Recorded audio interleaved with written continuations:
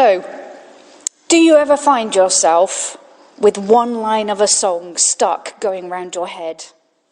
You can't remember what goes before. You can't think of what the words on the next line are. You couldn't even begin to say what song it's from or who sang it. But the words that you've got are familiar. They're comforting. Sometimes you're content to just sit with them. Sometimes, though, you'll find yourself on Google trying to identify the song.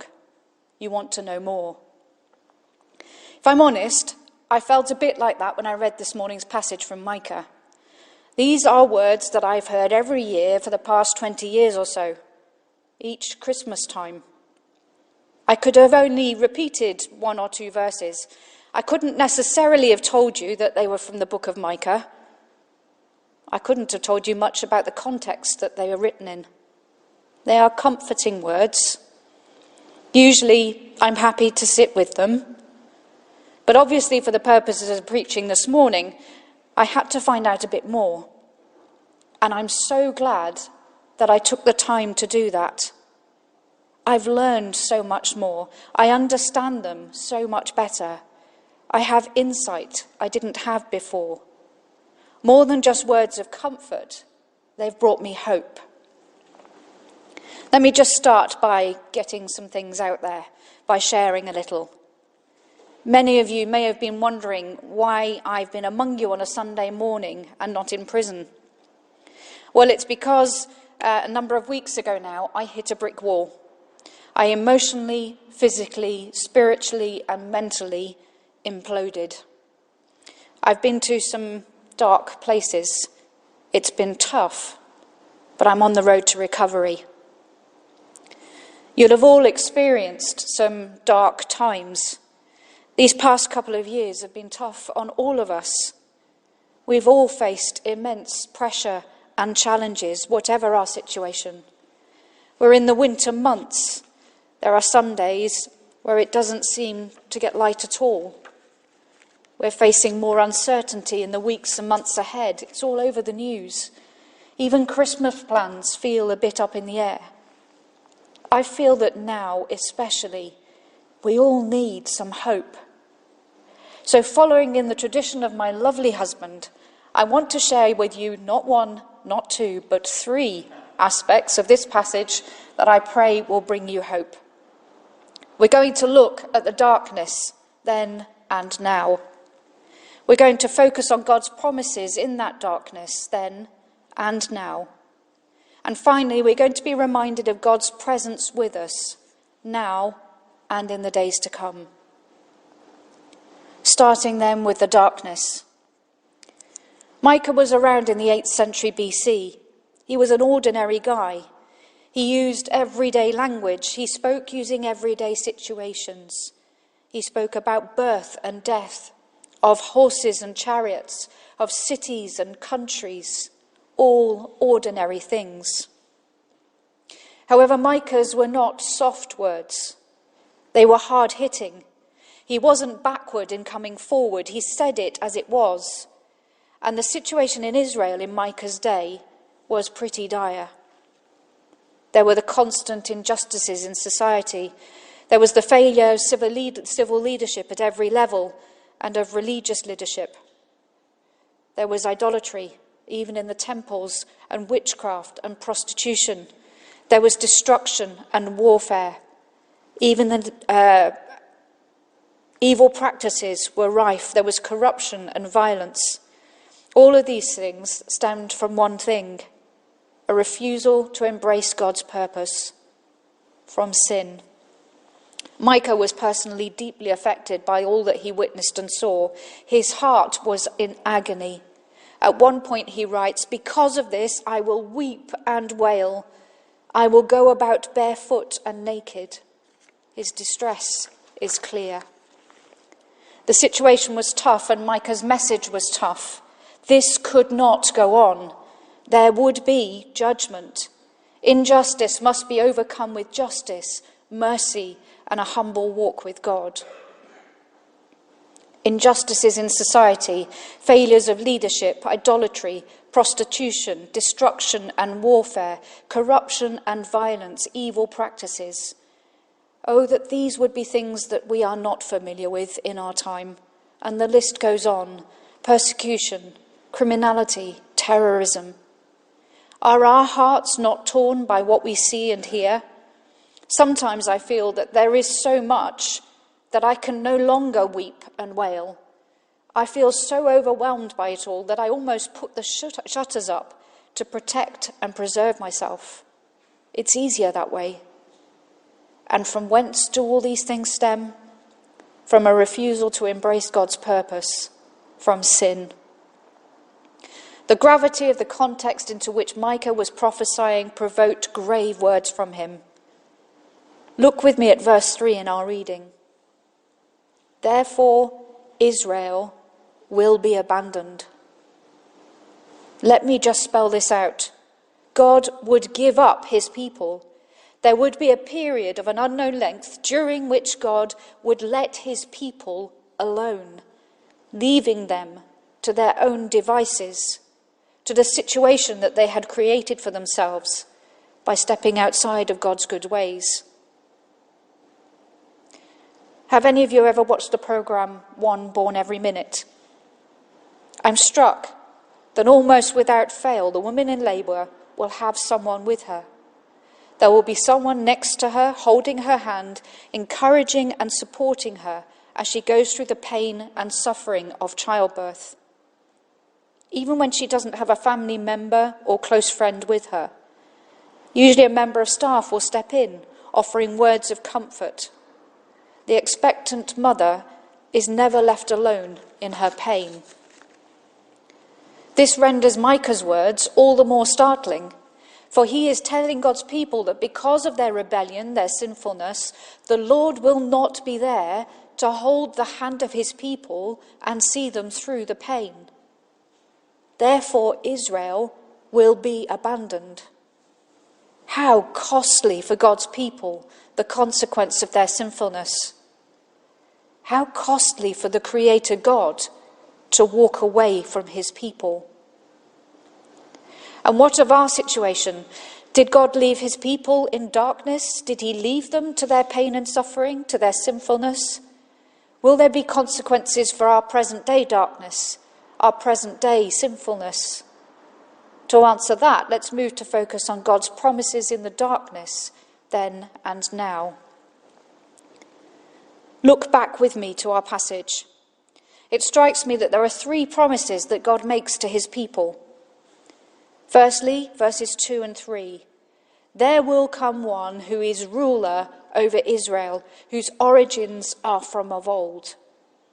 She who is in labour will bear a son. Secondly, verse 4. They, God's people, will live securely, for then his greatness will reach to the ends of the earth. And finally, verse 5. He will be our peace. Will God leave his people in darkness? Will he leave them to the corrupt practices of civil leaders? Will he forever abandon his people? The answer is no. For Micah promises that one day there will come one who is ruler over all Israel. Not just any leader, not just any ruler, not some self-appointed somebody. No, for the one to come would have origins that come from of old, from ancient times. But what does that mean? Bethlehem was the most insignificant of towns, so insignificant that it was not even mentioned in the list of 115 towns and cities that were to be named when the land was divided up amongst the clans of Judah. It was a non-starter of a place. Yet out of Bethlehem came King David. And of David's line, according to Micah, will be born ruler of all Israel. David was a good king, an unlikely king. And now there is hope. A king even greater than David will come. Another king of God's choosing. One who will bring security. One whose greatness will reach beyond the land of Israel to the very ends of the earth. one who will bring peace. God will abandon his people. Yes, that's the difficult truth. But he will not leave them forever to the consequences of their sinfulness. Instead, out of some place insignificant will come someone great. Someone who will, in the words of Micah, bring justice where there is injustice. Who will lead with righteousness. Who will guide God's people in the ways of truth. And who will teach them to act kindly and to walk humbly with him, their God. And crucially, Micah writes elsewhere, God's chosen leader, the son to be born, will bring the possibility of forgiveness. A present darkness, yes, but a future light, a future hope. Back to today and our present darkness. Can these promises give us hope? In a few days' time, we'll be remembering the birth of that promised ruler, Jesus. We will celebrate that God has not left us to the darkness, to our sinfulness. We know now that the King promised in the days of Micah came to offer rescue, to offer forgiveness. He came so that we might once again know the Father, that we might once again walk humbly with him. We know now that if we recognize our own sinfulness and come to Jesus in repentance and faith, then we can be saved. And we know that whilst times are difficult and dark at the moment, we can look beyond that first Christmas to a time when Jesus will come again, and there will be a new heaven and a new earth, a time when there will be no more weeping or mourning or sorrow, a time when we will come face to face with God, our Maker and Redeemer, and we will walk forever in his presence. There are consequences for our sinfulness. We will one day face judgment. But we have hope, a firm and sure hope. I really enjoy gardening. Well, I enjoy pottering in the garden, I should say. I'm not necessarily historically successful at actually growing things. But this year, I was set a challenge by a friend. I'd brought back from Sean's mum's 5 baby tomato plants. Given my past, my friend said to me, well, they'll be dead in a week. Ha, I thought. I'll show you. Now, if you've ever grown tomato plants, you'll know that they need a lot of attention. They need watering regularly and feeding once a week. They need to be positioned in a spot that's sheltered from the wind, but exposed enough to the sun that the fruit will actually ripen. And they need regular pruning. Well, my 5 baby tomato plants, with careful nurturing, produce not 1, not 10, but 60 plus tomatoes. Not a harvest that's going to feed the masses, but not bad. My friend was impressed. Even now, months later, he still mentions it. To be honest, I think he's still in shock. Let me take us to our final area of focus. The reminder of God's presence with us now and in the days to come. The darkness of the world has been overcome and will be overcome.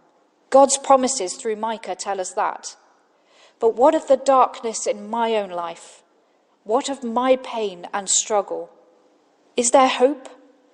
The answer is yes. Verse 4 in our passage reads, "He will stand and shepherd his flock in the strength of the Lord." Now, I was mama bear to my tomatoes, and with careful nurture, they grew and ripened and flourished. But I wasn't their constant companion. I didn't sit with them day and night, no matter what the weather. There were days when I forgot to water them. In fact, that I got any fruit at all was more by luck than judgment. These words, though, give us a strong image. The promised one would stand and shepherd his flock in the strength of the Lord. The one to come would be more than a ruler on a throne. Their leadership was to be different. It was to be that of a shepherd taking care of his flock. Shepherds were providers, guides, protectors, and constant companions of sheep. They were figures of authority and leadership to the animals in their care. Without a shepherd, the sheep would not survive. They were entirely dependent. The sheep knew the sound of the voice of their shepherd, and the shepherd knew each of his flock individually. How powerful, then, is this image? Micah is prophesying into the future. He is speaking of Jesus, Jesus who has redeemed or saved us, Jesus who offers us forgiveness. But here, we're also assured that Jesus will provide for us. He will guide and protect us. He will be our constant companion. He will lead us and take care of us. Whatever your struggles, whatever the darkness that you might be experiencing in your own life at the present time, you can know comfort. You can know hope, because you are not alone. Jesus, the promised one, is walking alongside you, the one who gave up his life for you, suffering the most horrible of deaths, who knows what pain and suffering is, having experienced it himself, is reaching out to you and will hold your hand as you struggle. But it runs deeper than even that, because the hope extends beyond that present comfort. Micah speaks of a time when, in verse 3, the rest of the brothers will return to join the Israelites. God's people are today scattered all over the world. God, our great shepherd, guides, protects, saves, and gathers us as individuals, as well as leading us out to find proper nourishment through his Son. But God, the great shepherd, also looks forward to a time when his scattered people will be gathered together again as a flock into a pen, where there is safety, and out again through the gate to a place where there is ample provision. That place is eternity, with God, safe, secure, where milk and honey will flow once more. It's been a really tough time. I've been to some dark places inside my head. I've struggled with my faith, struggled to read my Bible. The truths of the Psalms stirred in my soul, God as my refuge and strength.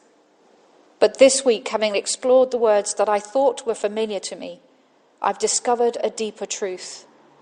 I've been reminded of God's promises, of his faithfulness, of his rescue.